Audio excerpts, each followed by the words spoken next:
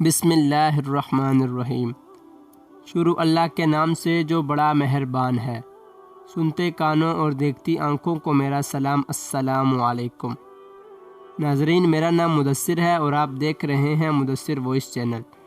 تمام ناظرین سے گزارش ہے کہ وہ میرے چینل مدثر وائس کو ضرور سبسکرائب کریں، لائک اور شیئر بھی کریں، اور ساتھ ہی دیے گئے بیل آئیکن کے بٹن پر ضرور کلک کریں تاکہ ہماری ہر نئی ویڈیو کی معلومات سب سے پہلے آپ کو مل سکے۔ آج کی ہماری ویڈیو کا موضوع ہے حضرت نوح علیہ السلام کی قوم پر عذاب کیوں آیا؟ آپ کی کشتی کا کیا معجزہ تھا؟ آپ نے اپنی قوم کو کتنے سال تک دین کی دعوت دی؟ آپ کے کتنے بیٹے تھے اور آپ کی کشتی کس پہاڑ سے جا کر ٹکرائی تھی؟ ناظرین، حضرت آدم علیہ السلام کے بعد حضرت شیث علیہ السلام کی اولاد پر اللہ تعالیٰ نے بہت سی رحمتیں نازل کیں۔ وقت گزرتا گیا اور وہ لوگ اللہ تعالیٰ کی ان تمام رحمتوں کو بھول گئے، اللہ تعالیٰ کی نافرمانی کرتے رہے اور ان تمام گناہوں کو سر انجام دیتے رہے جن سے اللہ تعالیٰ سخت ناراض ہوتا۔ ناظرین، یہ واقعہ تقریباً آج سے 5 سے 6 ہزار سال پہلے کا ہے۔ انہی لوگوں میں سے اللہ تعالیٰ نے اپنے ایک پیارے نبی کو ان کی ہدایت کے لیے بھیجا، جن کا نام حضرت نوح علیہ السلام ہے۔ حضرت نوح علیہ السلام کا ذکر تقریباً قرآن مجید میں 45 مرتبہ آیا ہے۔ آپ کے 4 بیٹے تھے، جن میں سے ایک کا نام کنعان، خان، سام اور یافس تھا۔ حضرت نوح علیہ السلام نے اپنی قوم کو بتایا کہ مجھے اللہ تعالیٰ نے تم لوگوں کی ہدایت کے لیے بھیجا ہے۔ تم بت پرستش چھوڑ دو اور ایک اللہ تعالیٰ کی عبادت کرو، جس نے تمہیں پیدا کیا ہے، جس نے یہ جہان تم لوگوں کے لیے بنایا ہے۔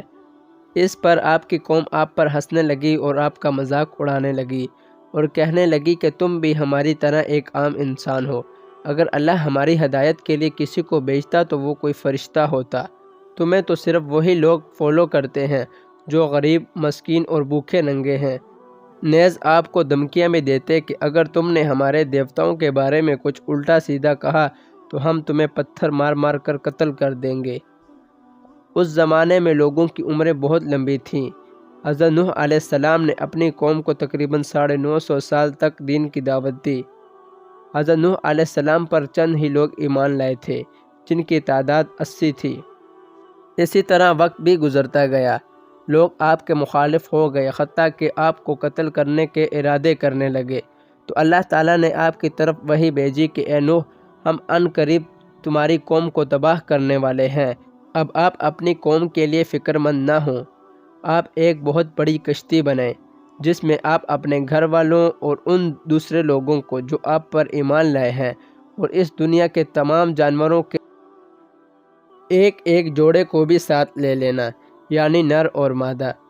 حضرت نوح علیہ السلام نے اپنے لوگوں کے ساتھ کشتی بنانے کا کام شروع کر دیا، اور دوسرے منافق لوگوں نے جب آپ کو دیکھا تو وہ ہنسنے لگے اور کہنے لگے کہ پہلے تو تم دین کی دعوت دیتے تھے، اب تم بڑی بن گئے ہو۔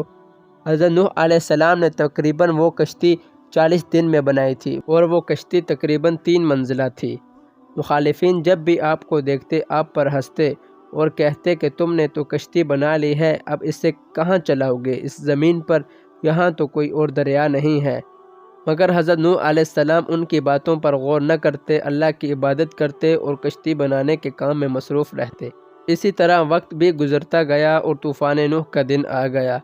حضرت نوح علیہ السلام نے اللہ تعالیٰ کے حکم سے ان تمام لوگوں اور اپنے خاندان والوں کو اس کشتی میں داخل کیا اور اس دنیا کے ہر جانور کا ایک جوڑا یعنی نر اور مادے کو اس کشتی میں داخل کیا۔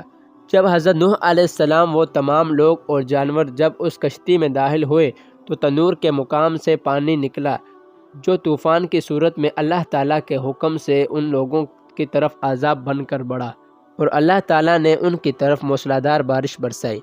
ناظرین، وہ طوفان دنیا کا سب سے بڑا طوفان تھا۔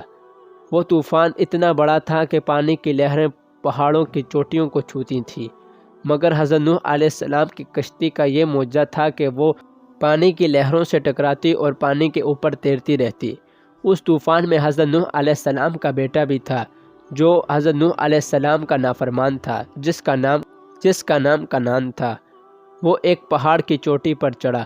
جب حضرت نوح علیہ السلام نے اپنے بیٹے کی طرف دیکھا تو انہوں نے کہا کہ بیٹا، اب بھی وقت ہے، یہاں اس کشتی میں آ جاؤ اور اللہ تعالیٰ سے معافی مانگ لو بے شک میرا رب معاف کرنے والا ہے۔ تو ان کے بیٹے نے کہا کہ بابا میں اس پہاڑ کی چوٹی پر ہوں، آپ کے اللہ کا طوفان مجھے نہیں چھو سکتا، اور ایک بہت بڑی لہر اس پہاڑ کی طرف بڑھی اور ان کے بیٹے کو اس طوفان میں غرق کر دیا۔ حضرت نوح علیہ السلام کی کشتی تقریباً 150 دن تک پانی پر رہی۔ اس کے بعد وہ کشتی ایک پہاڑ سے ٹکرائی جس کا نام جودی پہاڑ تھا۔ وہ پہاڑ اس وقت ترکی میں واقع ہے۔ اس کے بعد اللہ تعالیٰ نے حضرت نوح علیہ السلام سے کہا کہ کشتی سے نکل جاؤ۔ جب حضرت نوح علیہ السلام کشتی سے نکلے تو حضرت نوح علیہ السلام نے ایک کوے کو اپنی بستی کی طرف بھیجا کہ جاؤ دیکھ کر آؤ کہ وہاں کیا صورتحال ہے۔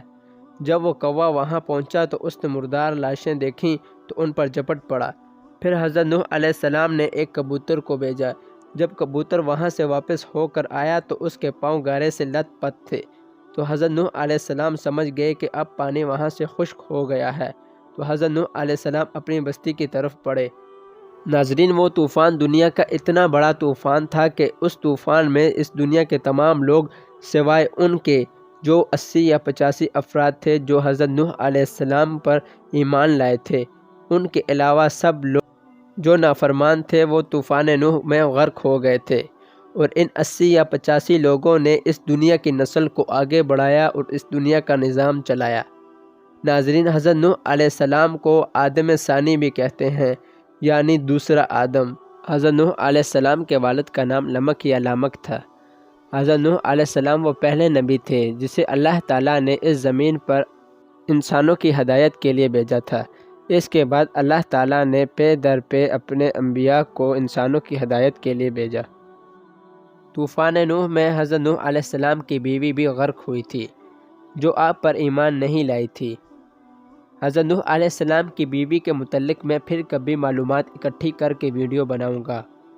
اس واقعہ کا ذکر اللہ تعالیٰ نے قرآن مجید میں کئی صورتوں میں کئی مقامات پر کیا ہے، یعنی سورہ نوح، سورہ ہود وغیرہ میں۔